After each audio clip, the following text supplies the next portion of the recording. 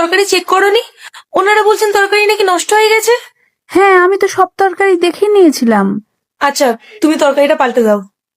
দাঁড়া, দিচ্ছি।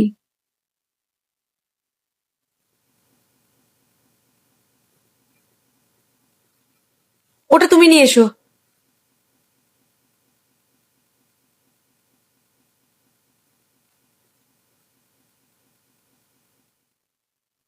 আমাদের খেতে দেবে নাকি মুখের সামনে এভাবে দাঁড়িয়ে থাকবে?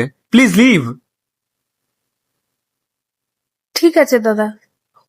শুনুন, রুটিটা তো ঠান্ডা হয়ে গেছে, রুটিটা গরম করে আনুন। কিন্তু দাদা, মা তো এটা এক্ষুনি বানিয়ে দিল। আচ্ছা, তাহলে কি আমরা মিথ্যে কথা বলছি? ঠিক আছে, আমি এনে দিচ্ছি। আচ্ছা দাঁড়ান, পূজা চলো,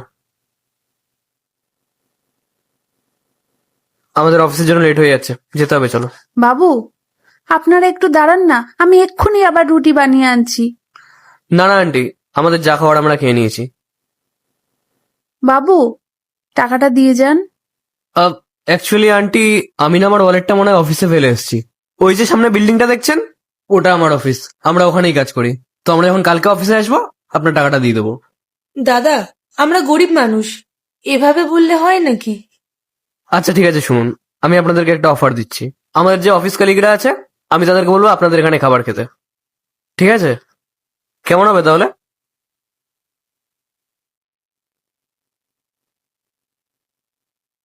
আচ্ছা, আপনারা কি আমাদেরকে চেনেন?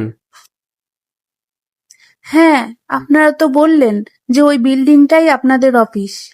আমরা তো আপনাদেরকে মিথ্যেও বলতে পারি, হতেই পারে আমরা আর এদিকে কখনো আসলামই না। আপনারা আমাদেরকে না চিনে কি করে ধার দিতে পারেন? কিন্তু দাদা, আপনারা মিথ্যে কেন বলবেন? এটাই তো আপনাদের সমস্যা। আমরা আপনাদেরকে যা বললাম, আপনারা সেটাই বিশ্বাস করে নিলেন। কারণ আপনাদের কাছে তো কাস্টমার ভগবান। মার্কেটে এই থালির দাম 80 টাকা, সেখানে আপনি 40 টাকা দিচ্ছেন। আপনারা যখন ফ্রেশ খাবারই দিচ্ছেন, তখন আপনারা আপনাদের খাবারের প্রতি বিশ্বাস নেই কেন? আমরা আজ অব্দি যত জায়গায় খাবার খেয়েছি, সেই জায়গাগুলোর তুলনায় আপনাদের খাবারের টেস্ট সব থেকে ভালো। আপনারা আরো বেশি টাকা ডিজার্ভ করেন। এই নিন। দাঁড়ান, আমি এক্ষুনি খুচরো নিয়ে আসছি। না না, তার দরকার নেই। আর আপনাদের থালির দাম 40 টাকা না, 80 টাকা ছিল। আর আমরা রুটি অর্ডার করেছি, আবার তরকারিও পাল্টেছি। তো আপনাদের 160 টাকা হয়েছে। আর বাকি 340 টাকা, ওটা আপনারা রেখে দিন। আর আমরা এখানে মাঝে মাঝেই খেতে আসবো। আমি ভগবানের কাছে প্রার্থনা করব আপনাদের ব্যবসায় যেন আরো উন্নতি হয়। ধন্যবাদ বাবু আপনাদের। চলো বুঝে।